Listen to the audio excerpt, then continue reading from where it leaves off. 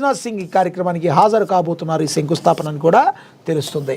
ఇక జూన్ 2 నుంచి ఇందిరమ్మ ఇండ్ల సెకండ్ ఫేజ్ ఆదిలాబాద్ నుంచే శ్రీకారం అని చెప్పి మంత్రి పొంగులేటి శ్రీనివాసరెడ్డి అయితే వెల్లడించారు. ఆదిలాబాద్ నుంచే దీనికి శ్రీకారం చుట్టినట్టుగా కూడా మరి తెలియజేశారు.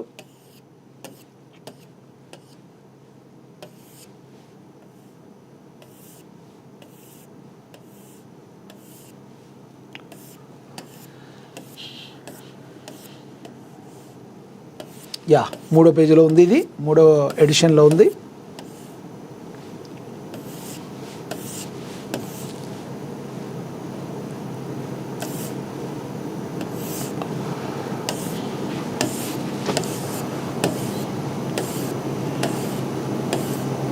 ఆదిలాబాద్ నుంచి దీనికి శ్రీకారం చుట్టబోతున్నారు. పేదల సొంత ఇంటికలను నిజం చేసే దిశగా రాష్ట్ర ప్రభుత్వం మరో కీలక అడుగు వేసింది. రాష్ట్ర ఆవిర్భావ దినోత్సవమైన జూన్ 2వ తేదీన ఆదిలాబాద్ జిల్లాలో ఇందిరమ్మ ఇండ్ల పథకం 2వ విడతను లాంఛనంగా ప్రారంభించనుంది. ఇందుకు సంబంధించిన విధి విధానాలపై ఈ నెల 21వ తేదీన జరిగే మంత్రివర్గ సమావేశంలో చర్చించి నిర్ణయం తీసుకునేందుకు ఈ మేరకు రాష్ట్ర రెవెన్యూ గృహ నిర్మాణ శాఖ మంత్రి పొంగులేటి శ్రీనివాసరెడ్డి వెల్లడించారు. మంగళవారం హౌసింగ్ కార్పొరేషన్ కార్యాలయంలో ఉమ్మడి రంగారెడ్డి హైదరాబాద్ జిల్లా ప్రజాప్రతినిధులు అధికారులతో నిర్వహించిన సమీక్ష నిర్వహించారు. పేదల జీవనోపాధికి ఇబ్బంది లేకుండా క్యూరు పరిధిలో 5 నుంచి 8 కిలోమీటర్ల పరిధిలో ఇందిరమ్మ ఇండ్లు నిర్మిస్తామని మరి తెలిపారు. హైదరాబాద్ నగర పరిధిలో ఇప్పటికే సొంత స్థలాలు ఉండి ఇందిరమ్మ ఇళ్లకు అర్హులైన లబ్ధిదారులకు ఈ నెల చివరి నాటికి మంజూరు పత్రాలు అందజేయాలని అధికారులకు స్పష్టమైన ఆదేశాలు ఇచ్చారు. అలాగే పూర్తయిన డబుల్ బెడ్రూమ్ ఇళ్ల కేటాయింపు కోసం యుద్ధ ప్రాతిపదికన స్పెషల్ డ్రైవ్ నిర్వహించాలని సూచించారు. కాలనీలో త్రాగునీరు, డ్రైనేజ్, విద్యుత్ వంటి కనీస వసతులు కల్పించిన తర్వాత లబ్ధిదారును గృహప్రవేశం చేయించాలని మంత్రి పొంగులేటి స్పష్టం చేశారు. అంగుళం ప్రభుత్వ భూమి అన్యాక్రాంతమైన సహించేది లేదని ఆయన తెలిపారు. మల్కాజ్గిరి నిబంధనలకు విరుద్ధంగా యుఎల్సి భూములు రిజిస్ట్రేషన్ చేసిన సబ్ రిజిస్ట్రార్పై తక్షణ చర్యలు తీసుకు ఆయన ఆదేశించారు.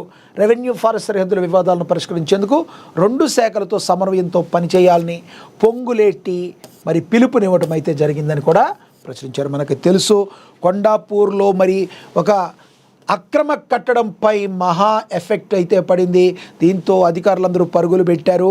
మహాపత్రిక ఏదైతే ఈ ఆపరేషన్ చేసి దీని గురించి ప్రజల ముందుకు బట్టబయలు చేస్తుందో మరి దీంతో అధికార యంత్రాంగం, నిద్రమత్తులో ఉన్న అధికార యంత్రాంగం అయితే కదిలిందనే చెప్పుకోవచ్చు. 10 కోట్ల రూపాయల ప్రభుత్వ స్థలానికి మహారక్ష, మహాకథనంతో కదిలిన అధికారులు భవనం సీజ్కు నిర్ణయం. త్వరలోనే కూల్చివేసే అవకాశం. ప్రభుత్వ భూమిని ఆక్రమిస్తే కఠిన చర్యలుంటాయి. కబ్జాదారులపై క్రిమినల్ కేసులు పెడతాం. సర్వే నెంబర్ 59లో గల భవనాన్ని స్వాధీనం చేసుకుంటామని తహసీల్దార్ మహిపాల్ రెడ్డి అయితే వెల్లడించారు. దీని గురించి కూడా ఒకసారి చదువుదాం.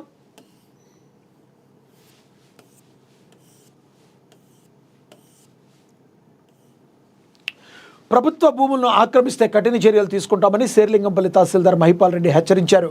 కొండాపూర్లోని సర్వే నెంబర్ 59లో గల ప్రభుత్వ భూమి గల్లంతనే వార్తా కథనానికి మహాపత్రిక ప్రచురించడంతో ఆ కథనం రాష్ట్ర వ్యాప్తంగా సంచలనాన్ని రేపింది. ఆ మేరకు రెవెన్యూ, టౌనింగ్ ప్లానింగ్ అధికారులు సంయుక్తంగా రంగంలోకి దిగి విచారణ చేపట్టారు. కొండాపూర్ సర్వే నెంబర్ 59లో గల 600 చదరపు గజాల భూమిని ఆక్రమించి నిర్మాణం చేపడుతున్న బహుళ అంతస్తుల భవనాన్ని స్వాధీనం చేసుకుంటామని శేర్లింగంపల్లి తహసీల్దార్ మహిపాల్ రెడ్డి మహాపత్రిక ప్రతినిధికి తెలిపారు. ప్రభుత్వ భూమికి నకిలీ సృష్టించి జిహెచ్ఎంసీ నుండి నిర్మాణ అనుమతులు పొందారని, ఆ నిర్మాణ అనుమతులు రద్దు చేయాలని లేఖ రాశామన్నారు. ఉన్నతాధికారుల ఆదేశాల మేరకు చర్యలు తీసుకుంటామని, ఎంతటి వారినైనా వదిలిపెట్టేది లేదని తెలిపారు. అలాగే క్రిమినల్ కేసులు పెడతామని హెచ్చరించారు. మండల పరిధిలో ప్రభుత్వ భూములు ఆక్రమిస్తే జైలుకు వెళతారని మరి హెచ్చరించారు. కాగా ఈ భవనాన్ని సీజ్ చేయాలని అధికారులు నిర్ణయించినట్లుగా సమాచారం. 10 కోట్లకు పైగా విలువైన సకల ధరం కబ్జాకు మరి యత్నించిన అక్రమాస్తుల భాగోతం బయటపడగా త్వరలో భవనాన్ని అధికారులు కూల్చివేసే అవకాశం ఉందన్నారు. మరి మహాపత్రిక ఎప్పుడు కూడా ప్రజల పక్షాన పోరాటం చేస్తుంది.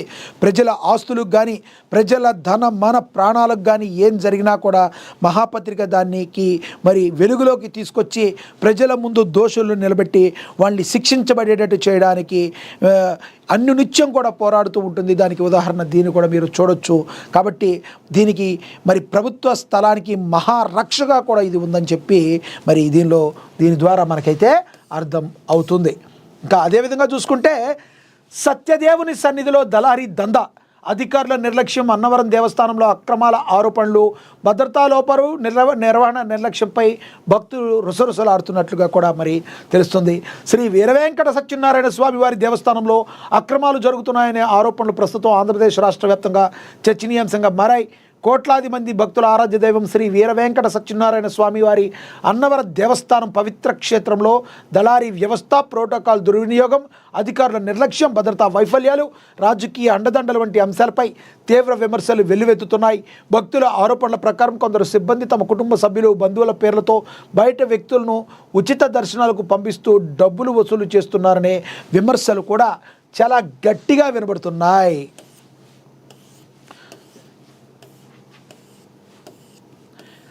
సో ఇక్కడ స్వామివారి హుండీ ఆదాయం తగ్గిపోతుంటే కొందరు జేబులు మాత్రం నిండుతున్నాయంటూ భక్తులు ఆగ్రహం వ్యక్తం చేస్తున్నారు. హుండీ, వ్రత మండపాలు, కాటేజీలు, షాపుల దగ్గర భారీ ఆదాయం వచ్చినప్పటికీ ఆ నిధులు పూర్తిగా సిబ్బంది జీతాల నుండి నిర్వహణకే, ఖర్చులకే పరిమితమవుతున్నాయనే ఆరోపణలు కూడా వినబడుతున్నాయి. ఎంత దౌర్భాగ్యం! మరి దేవుడి దగ్గరే బిజినెస్ చేసే వాళ్ళని, ఇలాంటి వాళ్ళని ఏమనాలి చెప్పండి? దేవస్థానం ఆదాయాన్ని పెంచాల్సిన అధికారులు నిర్లక్ష్యంగా వ్యవహరిస్తున్నారని హిందూ సంఘాలు విమర్శిస్తున్నాయి. దేవస్థానం పరిసరాల్లో దళారులు కార్యకలాపాలు పెరిగిపోయాయని భక్తులు ఆరోపిస్తున్నారు. ప్రత్యేక దర్శనం ఇప్పిస్తాం, ఒక్కొక్కరికి 500 రూపాయలు ఇస్తే నేరుగా స్వామివారి దర్శనానికి తీసుకెళ్తామంటూ అమాయక భక్తులను మోసం చేస్తున్నారని చెప్తున్నారు. ముఖ్యంగా పాడమట్టి రాజగోపుర పరిసరాలు, వాహనాల పార్కింగ్ ప్రాంతాల్లో ఈ వ్యవహారాలు ఎక్కువగా జరుగుతున్నాయని సమాచారం. మరి సామాన్య భక్తులు గంటల తరబడి క్యూలో వేచి ఉండాల్సి వస్తుండగా డబ్బులు తీసుకొని కొందరు నేరుగా దర్శనానికి తీసుకెళ్తున్నారనే ఆరోపణలు భక్తుల్లో తీవ్ర అసంతృప్తిని కలిగిస్తున్నాయి. కొంతమంది దళారులు రోజుకు నిర్దిష్ట మొత్తాలు చెల్లిస్తూ కొందరు సిబ్బంది సహకారంతో ఈ వ్యవస్థను కొనసాగిస్తున్నారనే అనుమానాలు కూడా వ్యక్తమవుతున్నాయి. కాబట్టి ఇలాంటి అనుమానాలు వ్యక్తమైనప్పుడు అసలు ఏం జరుగుతుంది? కర్త, కర్మ, క్రియ ఎవరు? దీని గురించి ఆలోచించి మరి ఆ సంబంధిత అధికారులను పక్కకు తప్పించాలి. ఆ దళారులు ఎవరున్నారో వాళ్ళని కూడా శిక్షించేటట్టు చేయాలి. లేకపోతే హిందువుల యొక్క మనోభావాల్ని దెబ్బతీసే ఇలాంటి కార్యక్రమాలకు ఫుల్ స్టాప్ పడిపోతే మాత్రం ఇది చాలా ప్రాబ్లం వచ్చే అవకాశం అయితే ఉంటుంది. కొంతమంది దళారులు నిర్దిష్ట మొత్తాలు చెల్లిస్తూ కొంతమంది సిబ్బందికి సహకారం అందిస్తూ వ్యవస్థను కొనసాగిస్తున్నారనే అనుమానాలు ఉన్నాయి. అన్నవరం దేవస్థానంలో జరుగుతున్న లోపాలపై పలువురు అధికారులు దేవాదాయ శాఖకు, రాష్ట్ర ప్రభుత్వ ఉన్నత వర్గాలకు ఫిర్యాదు కూడా చేశారు. మొబైల్ ఫోన్ల ద్వారానే ప్రోటోకాల్ సెట్టింగులు కూడా ఉన్నాయని చెప్తున్నారు. ఇక భద్రతా వ్యవస్థ పనితీరు పైన కూడా తీవ్రమైన విమర్శలు ఉన్నాయి. దేవస్థానం భద్రతా వ్యవస్థ పనితీరుపైన తీవ్ర విమర్శలు వ్యక్తమవుతున్నాయి. ప్రధాన ఆలయ మార్గాల్లో సరైన తనిఖీలు జరగడం లేదని, భద్రతా ప్రమాణాలు సడలిపోయాయని భక్తులు ఆరోపిస్తున్నారు. ప్రతి నెల సుమారుగా 92 లక్షల సెక్యూరిటీ విభాగం పైగా ఖర్చు చేస్తున్నప్పటికీ భక్తులకు కనిపించే స్థాయిలో భద్రతా ప్రమాణాలు లేవని కూడా తెలుస్తున్నాయి. భక్తుల యొక్క ప్రధాన డిమాండ్లు కూడా వినబడుతున్నాయి. దేవస్థానం వ్యవహారాలపై హై లెవెల్ విజిలెన్స్ విచారణ జరపాలని, దళారీ వ్యవస్థపై క్రిమినల్ కేసులు, డ్యూటీలు, మొబైల్ ఫోన్లపై పూర్తి నిషేధం వివరించాలని, సెక్యూరిటీ వ్యవస్థపై ప్రత్యేక ఆడిట్ చేయించాలని, ప్రధాన ఆలయ మార్గాల్లో కఠిన తనిఖీలు, పడమటి రాజగోపురం పార్కింగ్ ప్రాంతాల్లో ప్రత్యేక నిఘా ఉంచాలి, సీసీటీవీ ఆధారంగా అధికారులు విధులు పర్యవేక్షించాలని, ప్రోటోకాల్ దర్శనాలకు అధికారిక లెటర్ విధానం, రాజకీయ అండదండలపై విచారణ, తిరుమల తిరుపతి దేవస్థానం, శ్రీశైల దేవస్థానం తరహాలో పారదర్శక విధానాలు అమలు చేయాలని ప్రధానంగా భక్తుల నుంచి డిమాండ్లు వెలువెత్తుతున్నాయి. ఏది ఏమైనప్పటికీ కూడా మరి ఈ విషయంలో కనుక సరిగ్గా ప్రవర్తించకపోతే మాత్రం అది చేటు చేకూర్చే అవకాశం ఉంది. హిందువుల మనోభావాలను దెబ్బతీసేటట్టు ఇలాంటి పిచ్చి పనులు చేసే వాళ్ళకి మరి దానికి సహకరిస్తున్న సంబంధిత అధికారులకి శిక్ష పడాల్సిన అవసరం ఉందని హిందూ సంఘాలు, భక్తులందరూ కూడా కోరుకోవటం అయితే జరుగుతుంది. ఇక తదుపరి చూస్తే